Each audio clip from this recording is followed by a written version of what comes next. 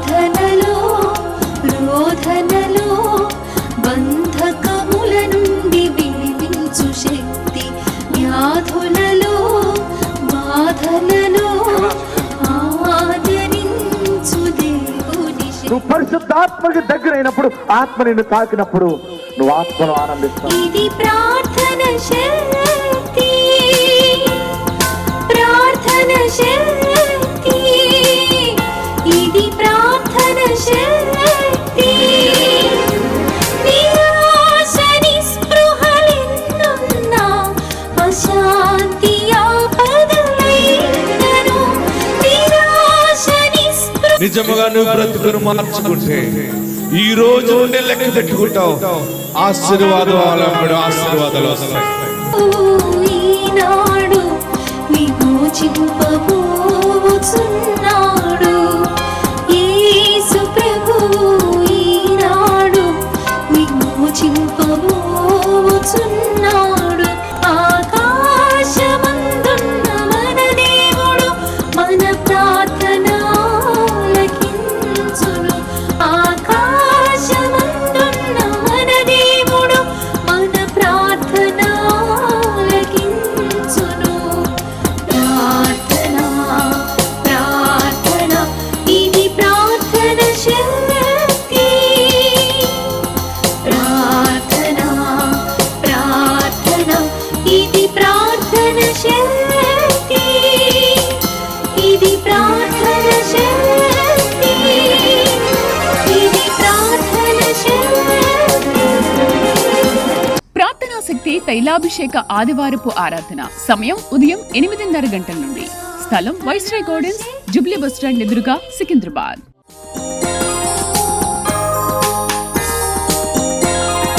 ప్రార్థనా శక్తి,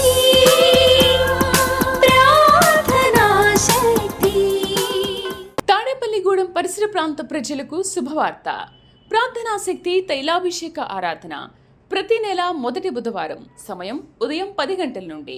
NK highway grounds, Autonagar, Gudem highway bypass road, Tadepalligudem. ప్రార్థనా శక్తి తైలాభిషేక ఆరాధన ప్రతి నెల మొదటి గురువారం. సమయం ఉదయం 10 గంటల నుంచి. స్థలం తూర్పుగోదావరి జిల్లా, అమలాపురం దగ్గర, ఉప్పలగుప్తంలో. ప్రార్థనా శక్తి తైలాభిషేక ఆరాధన ప్రతి నెల మొదటి శుక్రవారం. స్థలం అడబాల గార్డెన్స్, ఎల్ఎన్టీ బిల్డింగ్స్ పక్కన, పెంకులపాడు రోడ్డు, పాలకొల్లు. ప్రార్థనా శక్తి తైలాభిషేక ఆరాధన ప్రతి నెల మొదటి శనివారం. మొదటి ఆరాధన 7 గంటల నుండి 10 గంటల వరకు. రెండవ ఆరాధన 10 గంటల నుండి 1 గంట వరకు. స్థలం Maris Stella auditorium, పంటకాలువ road, NTR circle, Vijayawada. ప్రార్థనా శక్తి తైలాభిషేక ఆరాధన ప్రతి నెల రెండవ మంగళవారం. సమయం ఉదయం 10 గంటల నుండి. Shri convention hall, CR Reddy women's college, Vatluru, Eluru.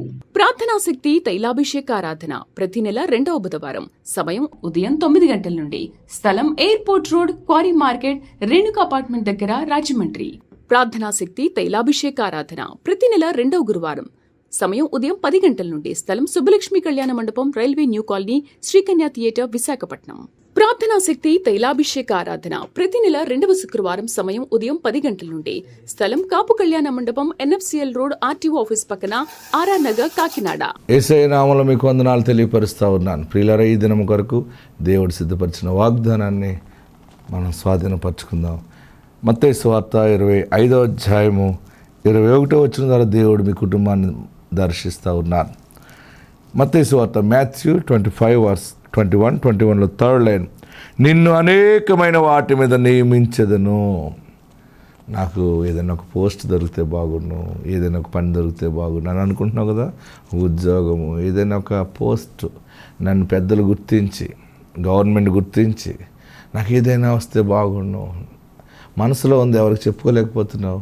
ఎవరెవరైనా చెప్పేవాళ్ళు ఉంటే బాగుండు, నా గురించి ఆలోచించే వాళ్ళు ఉంటే బాగుండు అనుకుంటున్నాము. దేవుడు నీ మనసు ఎరిగి ఉన్నాడు, నిన్ను అనేకమైన వాటి మీద నియమిస్తున్నాడు. ఇక ఆనరబుల్గా ఉన్నమాట, ఇంకా ఒక రకమైనటువంటి గౌరవప్రదమైనటువంటి పోస్టులో నువ్వు అడుగు పెట్టబోతున్నావు. కొంచెం ఆలస్యమైందని అనుకుంటున్నావు, కానీ దేవుడు నిన్ను నియమిస్తున్నాడు. దేవుడే నిన్ను ఒక మంచి లీడర్షిప్ రోల్ చేసేలాగా దేవుడు నిన్ను బ్లెస్ చేశాడు. ఎందుకంటే నీ విశ్వాసము ఆయన చూశారు, నువ్వు ఆయనకు నచ్చావు. మెయిన్ ఏంటంటే బలా నమ్మకమైన మంచి దాసుడా, నిన్ను నేను అనేకమైన వాటి మీద నియమిస్తున్నాను. నీ విశ్వాసము, నీ మనస్సు గుర్తెరిగిన దేవుడు ఈరోజు మాట్లాడుతూ ఉన్నాడు. పరిశుద్ధాత్మ నీతో మాట్లాడుతున్నాడు. నిన్ను అనేకమైన వాటి మీద నియమిస్తున్నాడట. ఒకటి కాదు, నిన్ను నాకు ఎందుకంటే ఒక్కటి సరిపోతుంది. లిక్కు అంటే ఒకటి ఇచ్చే దేవుడు కాదు నీ దేవుడు. నీ దేవుడు, నా దేవుడు ఇవ్వటం అంటే వస్తే అన్నీ ఒకసారి కుమ్మరిస్తాడు. అదేం మనసు మరైంది, అన్నీ నీకు వచ్చి పడిపోతాయి అంతే. నిన్ను అనేకమైన వాటి మీద నియమించదను. దేవుడు ఒక స్థానం నీకు కలగజేస్తున్నాడు. నీ కుటుంబానికి, నీ బిడ్డలకి ఒక మంచి బేస్మెంట్ దేవుడు చేస్తున్నాడు. ఆత్మ నీకు తోడై ఉండను గాక. God bless you. ఇలా నమస్కరించి మీ పక్కన స్త్రీలు ఉంటే అమ్మ అనండి, మగవారు ఉంటే అయ్యా అనండి. అమ్మ, అయ్యా, ప్రతి పల్లము యేసయ్య పూడ్చుచున్నాడని చెప్పండి. వారు ఏ పల్లములో ఉన్నారో దైవజను నేను చెప్పాను, మీరు చెప్పండి. ఆయన దానిని సఫలము చేస్తాడు. ప్రతి డౌన్, ఆమేన్. ఎక్కడ డౌన్ అయిపోయావో, ఫ్యామిలీలో డౌన్ అయిపోయావేమో, ఒక అద్భుతం చేసి నిన్నే ఘనతగా దేవుడు నిలబెడతాడు. అన్ని వ్యాపారాల్లో నీ వ్యాపారం డౌన్ అయిపోయిందేమో, ఆయన నిన్ను పైన ఎడుతాడు. ఆమేన్, హల్లెలూయా. అందరూ నిన్ను తోసేస్తున్నారు, నిన్ను చిన్నగా మాట్లాడుతున్నారంటే ఒకటి గుర్తుపెట్టుకో, దేవుడు రహస్య స్థలాల్లోని ధనాన్ని నీ దగ్గరికి రాజేస్తా ఉన్నాడు. హల్లెలూయా, హల్లెలూయా. నీ చిన్న వ్యాపారం పల్లంలో ఉందేమో పైకి వస్తుంది. నీ చిన్న వ్యాపారం అప్పుల్లో పడిపోయేమో, నీ పల్లము పూడ్చబడుతుందని వాగ్దానం ద్వారా పుట్టిన బాప్తిస్మిచ్చి యోహాను అరణ్యములో కేకేస్తూ ఉన్నాడు. యేసు వస్తున్నాడు. యేసు ప్రభు వారి కంటే ముందు 6 నెలలు పెద్దోడు అనమాట బాప్తిస్మిచ్చి యోహాను. బాప్తిస్మిచ్చి యోహాను జన్మ నా జన్మ ఇంచుమించు అలాగే ఉంటుంది. బాప్తిస్మిచ్చి యోహాను తండ్రి జకరియా ముసలివాడు, యాజకుడైన భార్య ఇంకా పండు ముసలైపోయింది. వాళ్ళ మరియమ్మ గారికి దగ్గర బంధువులే. వాళ్ళ ఊరు వెళ్ళాను, వాళ్ళ ఇంటికి వెళ్ళాను నేను. ఎవరింటికి? జకరియా ఇంటికి వెళ్ళాను.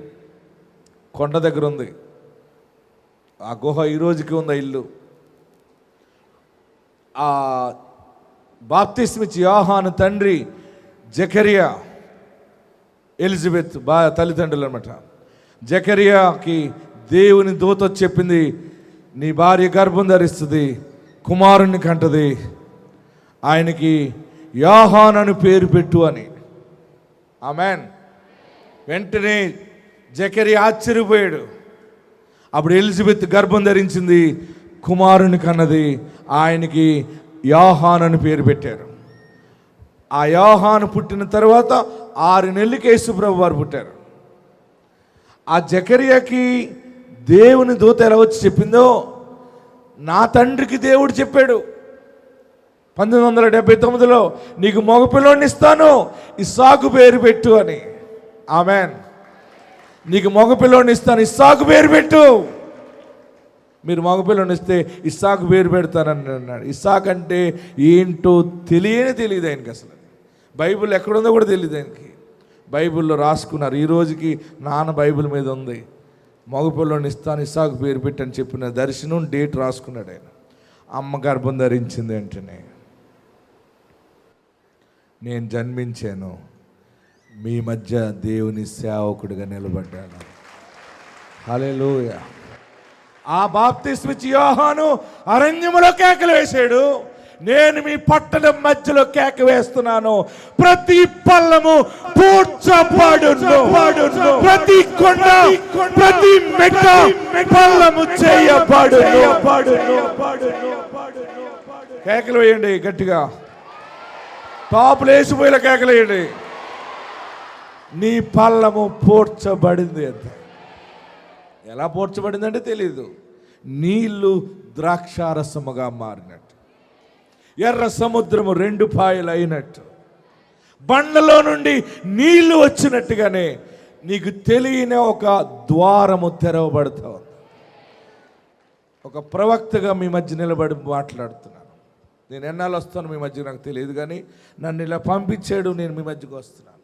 మీరు బాగుపడిపోవాలి, మీకు దగ్గరగా ఉన్న ప్రార్థనా మందిరాలకు వెళ్ళాలి.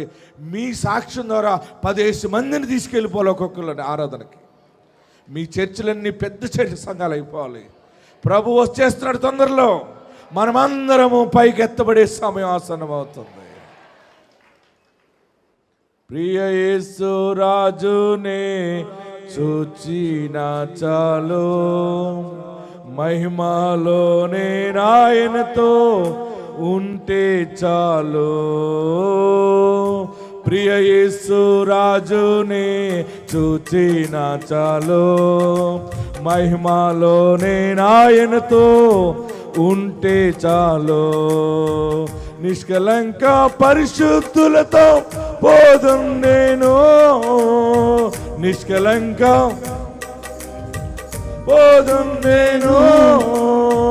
బంగారు వీధులలో తిరిగేదను, బంగారు వీధులలో తిరిగేదను.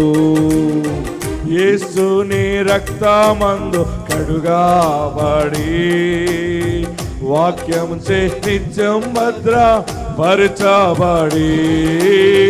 యేసుని రక్తమందు కడుగాబడి, వాక్యం చే నిత్యం భద్రపరచబడి. నిష్కలంక పరిశుద్ధులతో పోదు నేను, నిష్కలంక పరిశుద్ధులతో పోదు నేను.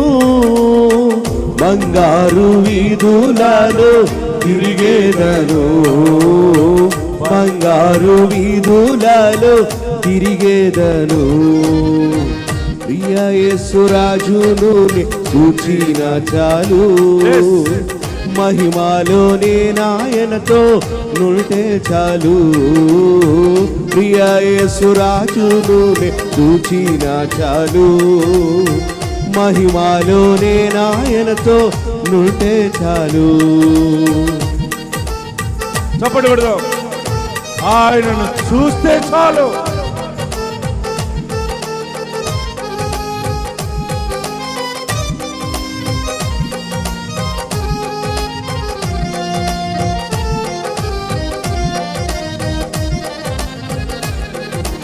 హల్లెలూయా.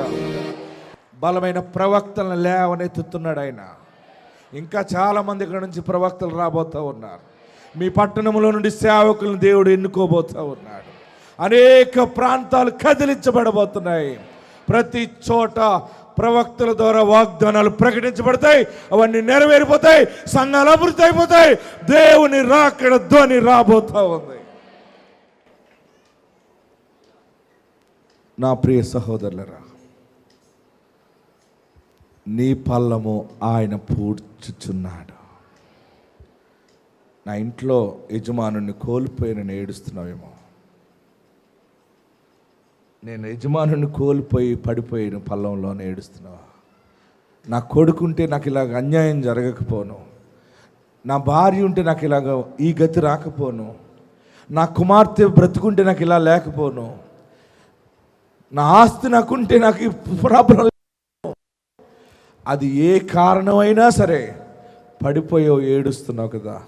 నీ కన్నీళ్ళు ఆయన చూశాడు. నీ కన్నీళ్ళు ఆయన చూశాడు. ఆ కన్నీళ్ళతో నా లోయను పూడ్చుచున్నాడు. ఒక మెరకల్ చేసి పూడ్చుచున్నాడు. ఒక అద్భుతం చేస్తాడంతే. ఇంకెప్పుడు అని అనుకుంటున్నావు కదా. నమ్మితే ఈరోజే స్టార్ట్ అవుతుంది. కొండ వచ్చి పడుతుంది. అప్పులోళ్ళు మీ ఇంటికి వస్తే ఏం చెప్తారు? నాకు కొండ వచ్చి పడుతుందని చెప్తారా? ఏమని చెప్పాలి? తొందరలో తీర్చేస్తాను, మీకు ఇచ్చేస్తాను. ఎలాగ చెప్తామంటే భయంతో చెప్పకండి, ఆల్రెడీ ధైర్యంగా చెప్పండి. నీ కొండ నీకు రిజర్వ్ చేశాడు ఆయన. ఆయన బండ, ఆయన కొండ నీకు ఇస్తున్నాడు. నిన్ను బండ మీద నిలబెట్టబోతున్నాడు. నువ్వు పారిపోవలసిన పని లేదు, చనిపోవలసిన పని లేదు. ఎవరికి చెప్పకుండా అయిపి పెట్టవలసిన పని అసలే లేదు. నీకు ఆయన కొండై ఉన్నాడు. ఒక చోట బైబిల్ ఇలా రాయబడింది, ఆవగింజంత విశ్వాసం ఉంటే ఆ కొండెళ్ళి ఈ కొండెళ్ళి సముద్రంలో పడమంటే పడుతుంది. ఒక అమ్మాయి సండే స్కూల్కి వెళ్తూ ఈ వాక్యం విన్నప్పుడు వాళ్ళ నాన్నగారికి చెప్పిందట, నాన్న బైబిల్ ఇలాగుంది, మన ఇంటి పక్కనున్న కొండ సముద్రంలో పడాలంటే ఎలా పడుతుంది? ఆవగింజంత విశ్వాసం ఉంటే చాలు. ఆవగింజ ఎంత ఉంటుందేమో? ఆవగింజ తెలుసు కదా మీ అందరికీ. అంటే అంత విశ్వాసం ఉంటే కూడా గొప్ప కార్యం జరుగుతుంది. నువ్వు పైకి పెద్ద పెద్ద మాటలు మాట్లాడుతున్నావు కానీ నీలో విశ్వాసం ఆవగింజ అంత కూడా లేదనమాట. లేకపోతే ఇప్పటి కార్యం జరిగేపోను. ఆమెన్. నమ్ముతున్నానండి జరుగుతుందని ఆలోచిస్తున్నాను అంటున్నావు కానీ పరిపూర్ణమైన విశ్వాసము నీలో లేదని తేలిపోయింది. నమ్మగలిగితే ఆ పిల్ల అన్నదట, ఎలా నాన్న అంటే, దేవుడి యందు విశ్వాసం ఉంటే ఏదైనా జరుగుతుంది కదమ్మా. వీరికి ఇల్లు స్థలం లేక గవర్నమెంటు ఆ కొండ పక్కన ఇచ్చారట, 2 సెంట్లు ఎంతో, అందులో వేసుకున్నాను. అప్పుడు ఆ పిల్ల అందంట, ప్రభువా మా ఇంటి దగ్గర నుంచి కొండ వెళ్ళి సముద్రంలో పడిపోవాలి. ఏముంది? ఈ కొండ వెళ్ళి సముద్రంలో పడిపోవాలి అనే కొండ దగ్గరికి వెళ్ళి ప్రార్థన చేస్తుందట. పడుతుందా? కొండ లెగుస్తుందా? కానీ లేచి సముద్రంలో పడింది. ఎలా పడిందో చెప్పనా? ఆ చంటి బిడ్డ ప్రార్థన దేవుడు ఆలకించి గవర్నమెంట్కి అటు సైడు రూట్ పడాల్సి వచ్చిందంట, బైపాస్. ఆ కొండ అడ్డొచ్చిందని చెప్పి గవర్నమెంట్ ఏం చేసిందంటే ఆ కొండంతా తీసి సముద్రం వారిని ఒడ్డు కట్టడానికి పట్టుకెళ్ళిపోయారట. బాంబులు పెట్టి పేల్చారట. దేంతో పేల్చారండి? బాంబులు పెట్టి పేల్చి ఎన్నో లారీలు పెట్టి మిషన్లు పెట్టి ఆ కొండంతా తీసి సముద్రం వార ఒడ్డు కట్టారట. అప్పుడు ఆ చిన్న బిడ్డ ఇల్లు హైవే మీద ఉండిపోయింది అనమాట. ఆమెన్. హల్లెలూయా, హల్లెలూయా. కొన్ని సమయాలు మనం అనుకుంటాం ఇది ఎలా జరుగుతుందంటే, అది అనుకోకుండా ఎవరిలో ఉండి చేయాలో ఉండి చేస్తాడు ఆయన. ఎలా కదలాలో అలా కదులుతుంది. నీ ప్రార్థన బాంబులు ఎవరి దొరాయించాలో ఇస్తాడు ఆయన. నీ చిన్న విశ్వాసము. నా భర్త మారలేదో అని ఏడుస్తున్నావు. ప్రతి కొండ, ప్రతి మెట్ట, రెండో మాటలు ఏముందంటే కొండ మెట్ట పల్లము చేయబడుతుంది. అంటే నీ ఎదుగుదలకి ఏ కొండ అడ్డు వచ్చిందో, ఏ మనుషులు అడ్డు వస్తున్నారో, ఏ వ్యాపారాలు అడ్డు వస్తున్నాయో, ఏ దుర్మార్గపు మనుషులు నిన్ను అడ్డుకుంటున్నారో వారిని దేవుడు పల్లంలో పెడుతున్నాడు. నీ పల్లపు స్థితిని మెరకగా చేస్తున్నాడు. Amen, amen.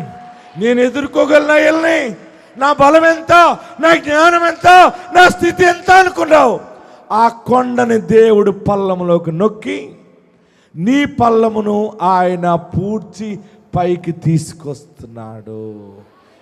ఈ వాగ్దానం ద్వారా దేవుడు నాతో సూటిగా మాట్లాడాడంటే గట్టిగా చప్పట్లు కొట్టి చేతుల పైకెత్తి కేకలు వేసి ప్రభుని స్తుతించాడు. ప్రతి పల్లము పూడ్చబడను. ఆమేన్. ఎలా పూడ్చబడుతుంది? ఆశ్చర్యకరంగా. చిన్న బిడ్డ ప్రార్థన సండే స్కూల్లో వాక్యం చదివి చేసింది. కొండ దగ్గరికి వెళ్ళి చేస్తే వాళ్ళ తల్లిదండ్రులు కూడా ఆశ్చర్యపడ్డారు. సండే స్కూల్ టీచర్ కూడా చెప్పిందట, కొండ దగ్గర ప్రార్థన చేస్తున్నాను. సండే స్కూల్ టీచర్ వాక్యం అంటే చెప్తుంది కానీ ఆ టీచర్కే విశ్వాసం లేదు. అలా చేయకూడదు, విశ్వాసం ఉంచాలని చెప్పిందట. లేదు దేవుని వాక్యం సత్యము కదా అని ఈ చంటి బిడ్డ ఆ కొండ దగ్గరికి వెళ్ళి చేతులుంచి ప్రార్థన చేసిందట బండల్ని. వెంటనే గవర్నమెంట్ మీద దేవుడు పరిశుద్ధ ఆత్ముడు పనిలో పెట్టాడు. ఆ గవర్నమెంట్ వచ్చి టౌన్కి వెళ్ళటానికి ఇబ్బంది అయిపోయింది కదా అని చెప్పి ఇలా బైపాస్ రోడ్డు బాగుంటుంది, ఈ కొండ తీసేస్తే పని అయిపోద్ది కదా అని చెప్పి ఈ కొండ 2 రకాలుగా పనిచేస్తుంది. ఒకటి దారికి అడ్డుపోతుంది, రెండోది సముద్రానికి ఒడ్డు కట్టడానికి పనిచేస్తుంది అని బాంబులు పెట్టి ఎన్నో కోట్లు ఖర్చు పెట్టి కొండనెత్తి పాడేశారు. నీ విశ్వాసము బలముగా ఉంటే బలమైన కార్యము దేవుడు జరిగిస్తాడు. ఎవరి ద్వారానో జరిగిస్తాడు. ఎవరో వచ్చి నీ పల్లాన్ని పూడుస్తారు, ఎవరో వచ్చి నీ చేయి పట్టుకుంటారు. తర్వాత ఇంకొక మాట ఉంది, ముగిస్తాను. మూడవది, వంకర మార్గములు తిన్నని వగును. మా ఆయన ఎప్పుడు మారుతాడు బాబు అని ఏడుస్తున్నావా? నా కొడుకు ఎప్పుడు మారుతాడు? తాగుతున్నాడు, గంజాయి తాగుతున్నాడు, సిగరెట్ కాలుస్తున్నాడు, చెడు స్నేహాలు ఎక్కువైపోయినాయి, మార్గము తప్పిపోయాడు. మా పిల్ల ఎప్పుడు సెల్ ఫోన్తోనే కూర్చుంటుంది, ఎవరిని ప్రేమించేస్తుందో తెలియట్లేదు దేవా, నా బిడ్డ లైన్ తప్పిపోయిందని ఏడుస్తున్నావా? నా భర్త తాగుతున్నాడు, తాగి ఎవరింటి దగ్గరనే ఉంటున్నాడు, మా ఇంటికి రావట్లేదు, లైన్ తప్పిపోయాడని ఏడుస్తున్నావు కదా. వంకరలన్నీ లైన్ చేస్తున్నాడు. వంకర మార్గములు తిన్ననిగా. ఇక నీ ప్రయాణము సరాసరి జమ్మని ప్రయాణం అవుతుంది అనమాట. నీ ఇల్లు ఆత్మరక్షణతో ప్రయాణం చేస్తావు. ఐశ్వర్యంతోనే నీ జీవిత నడక నడుస్తుంది. తర్వాత ఆశీర్వాదం. కరకు మార్గములు నున్నని వగును. కరుకు.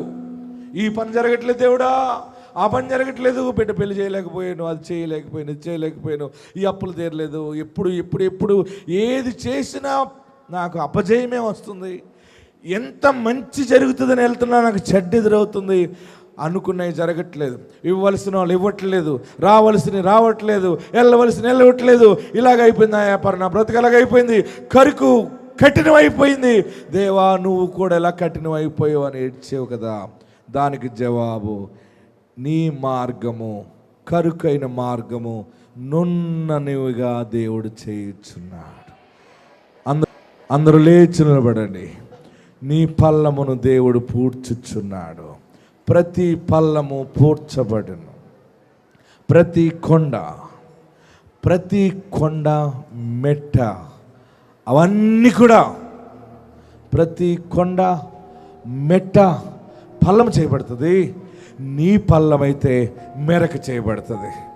పూడుస్తున్నాడైనా. నువ్వు కొన్న చిన్న స్థలాన్ని కోట్ల రూపాయలుగా మార్చేస్తాడు. నీ ఇల్లునే ధననిధిగా మారుస్తాడు. చెడిపోయిన నీ ఆరోగ్యము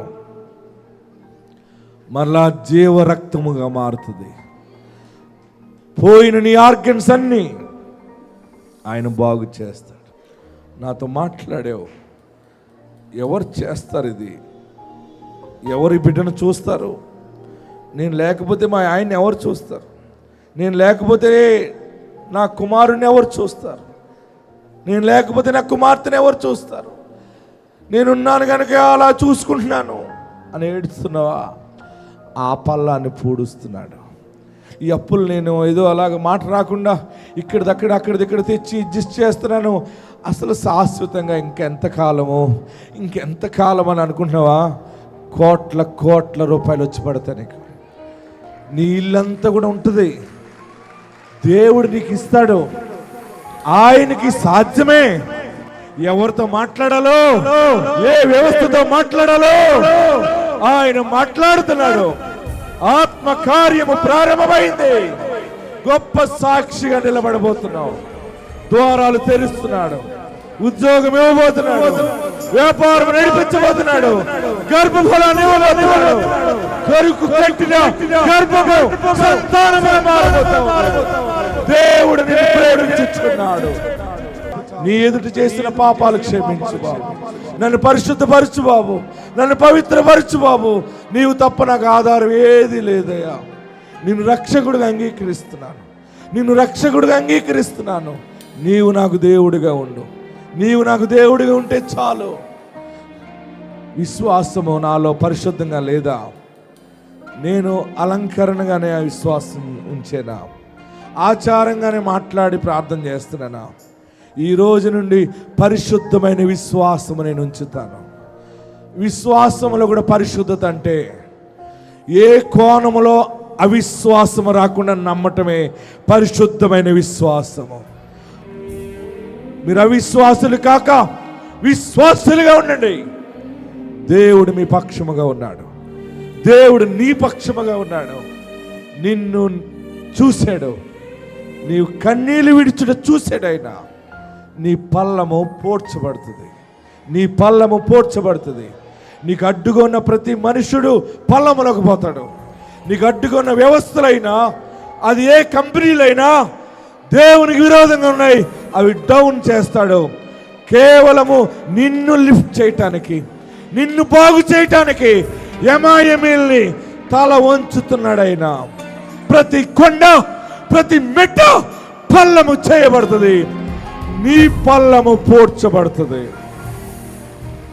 అందరూ ప్రార్థనలో ఉండండి. హల్లెలూయా, హల్లెలూయా. అందరూ ప్రార్థనలో ఉందాం. హల్లెలూయా, హల్లెలూయా.